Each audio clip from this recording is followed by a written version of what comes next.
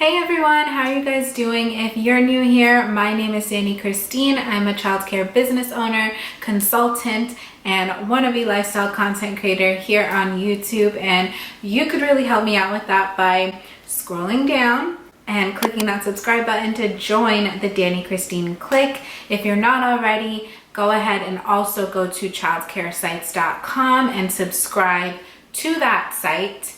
And you can also subscribe to my website, dannychristine.com, by going to dannychristine.com and entering in your email address. I recently uploaded a video where I discussed why you should not let the idea of competition stop you from moving forward with starting your childcare business. And of course, I still stand by that video. You cannot let the fear of somebody else doing what you want to do before you do it stop you from doing what you want to do.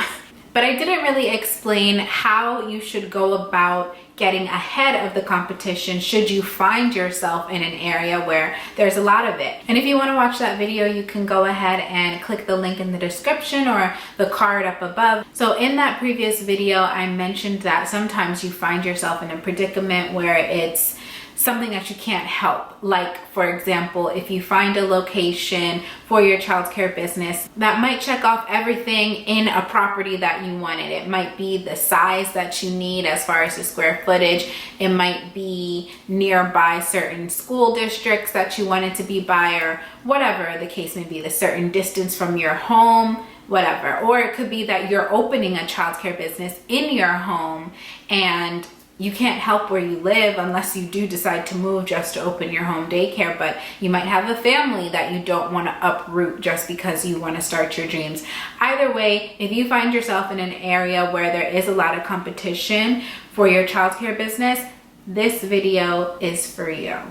My first tip would be to not harp on the fact that there is competition around you. In that last video, I mentioned that I literally minded my own business when it came to starting up my business, and I focused so heavily on the development of creating a quality childcare environment and quality systems and operations that I was not like stressed about the fact that there were other providers around me. I was really just focused on my business, and I suggest that you do the same, at least in the very beginning when you're trying to create your business plan or figure out exactly what kind of services you're going to offer. It is important to see what is being offered elsewhere eventually, but if you see all the different services that people are claiming to offer and think about what you would like to offer, I don't want you to feel discouraged or choose not to do what you want to do because you think someone else is already doing it and might be doing it better. And realistically, it might be that they're not doing it, or if they are doing it, they're not doing it as well as you can. So keep that in mind. Work on your business plan, work on the services that you feel like you would want to offer, plan them out, map up exactly how you plan to provide those services, and just focus on your own business first before trying to take a peek at someone else's. The second thing that I would suggest you do is to begin advertising even before you open your doors. So yes, most childcare businesses require a license in most states. There are some conditional cases where if you're caring for a certain amount of kids, or it's just a certain amount of hours, or if it's in your home. Honestly, the laws and regulations vary depending on where you are and what kind of services you're going to provide, which brings me back to number one: figure that out first. Figure out what type of service you're going to provide, what modality of care, all of that. And if you need help figuring that out, then you can email me at info@dannychristine.com and we can set up a consultation, or you can go to dannychristine.com/book-danny and I can help you figure out what type of childcare business would be best for you to start based on your wants, your needs, your salary, and your income goals. But before you get a license to operate and open your doors, you can advertise. you might not be able to accept children, but you can begin building a wait list so that when you do have your license and you are able to care for children in your facility, you can call up all the families that you have been building a wait list from and let them know, hey, I'm open, it's time to bring your kids in. And if you make sure to do a good job at marketing and getting your message and your purpose and your mission and your vision out there into the public before you open your doors, there's a high possibility, a great chance that once you are open, you'll have families to start off with, which is definitely helpful and something that I wish that I did better when I first started out. I did do a video on how you can advertise your childcare business on social media like Instagram and Facebook. And if you're interested in that, I'll leave it in the description below, or I'll put a card up here if you're watching on a desktop. And I also created a video about why your childcare business needs a website, and I will also link that in the description below. If you are in the process of starting up a childcare business and you do not have a website and you're not sure how to do it, childcaresites.com can help you create your website. So definitely head to childcaresites.com to make sure you're all set with your website design before you open your doors so that you can start capturing new leads for your childcare business. The third thing that I would suggest you do is, in the area that you're planning to open your childcare business, involve yourself in that community. It might not be the community that you live in, so it might be harder for you to do this, but I think that makes it even more necessary. If you're going to open a business in a completely new area where you don't really know anyone, then you should go into that community and start going to events. Like, a lot of towns and neighborhoods have a lot of events and programs, back to school events, health fairs and stuff, especially over the summertime and the fall. There's a lot of things that you can involve yourself in, like the local nonprofit organizations of the community or the school district events, the PTA. Get involved so that, again, you can start spreading your message, spreading your idea. I'm opening a new childcare business in this town. Maybe even get some business cards. You don't have to have an address on your business card, but when you meet new people, you can have maybe your business name if you've established that, and all this other contact information. And with that, you never know who you might run into that can maybe even help you get your childcare business started. And on top of that, if you're involving yourself in the community where your business is going to be prior to even signing a lease or starting the licensing process, you might get some feedback, some important information about the area that you might want to know as you're developing your business plan. You might get to know a lot of local parents or local school district officials or somebody that knows about children in the community and what their needs are.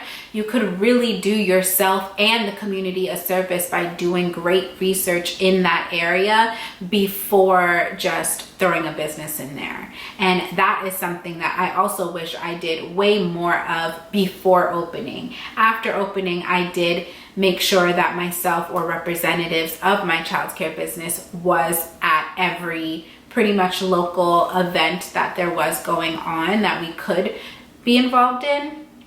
But I wish that I did that before as well. It would have been so much more helpful during my startup process. Now, after you figured out your type of care and the services that you're going to provide, after you began advertising, after you began getting to know everybody, then the fourth thing that I would suggest that you do is maybe do a little bit of secret shopping of the other childcare programs in your neighborhood. Now, I wouldn't suggest that you do it, not you as the face and business owner of your childcare business. Maybe I'd send a friend, maybe I'd send an employee, maybe I'd send a family member, I don't know, someone else that won't get recognized as, hey, isn't that the new daycare owner that's opening up down the street?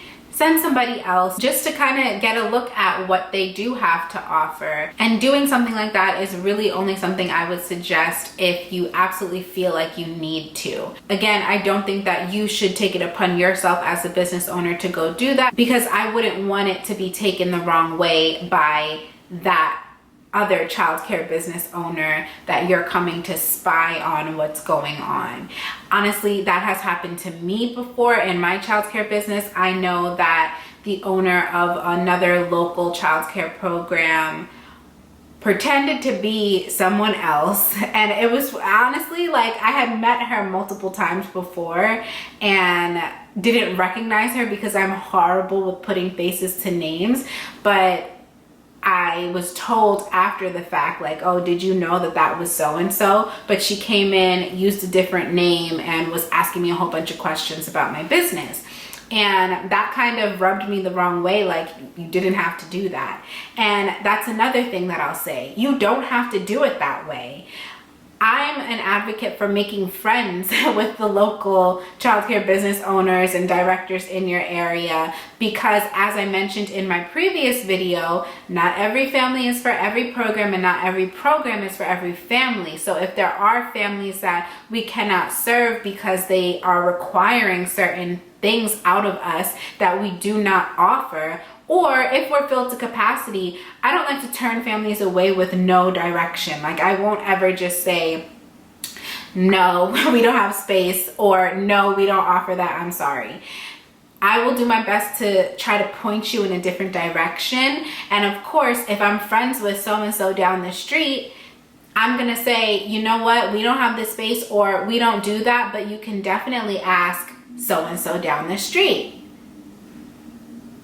And an easy way to build a relationship like that, yes, you might be competitors as far as the business sense, but whether you're friends or not, you're still going to be competitors, or at least on friendly terms. The businesses are still going to be next to each other, so you might as well get to know them. And I'm definitely not saying give away all your business details. I don't think you should share your business details with anybody that doesn't need to know it.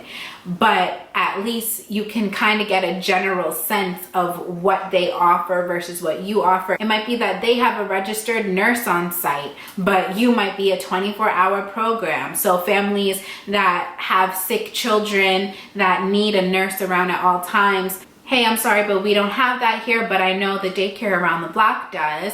And on their end, I'm sorry, we close at 6 p.m., but I know the daycare around the corner can help you. So really forming collaborative relationships is what I would suggest as the fourth thing that you do if you are comfortable with it. But if not, it is a good idea to get a general sense of what might be going on in the other childcare programs in your area.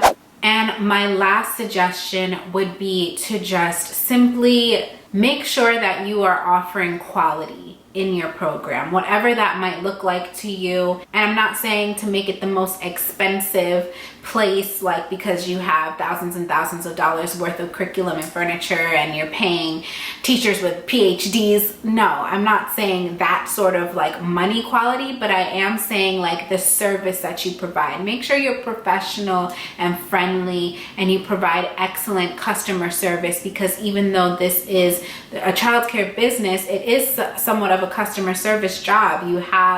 You're offering a service and you want people to be pleased with it. So you do always have to have your best face forward and make sure that the people that you employ, if you do have employees, also have their best face forward. Systemize things to make sure that your quality of care is always excellent.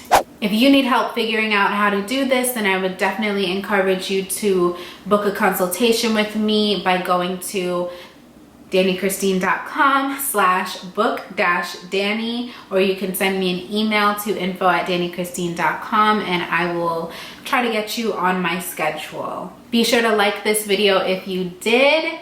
Let me know your thoughts below and I will see you guys in the next one. Bye-bye.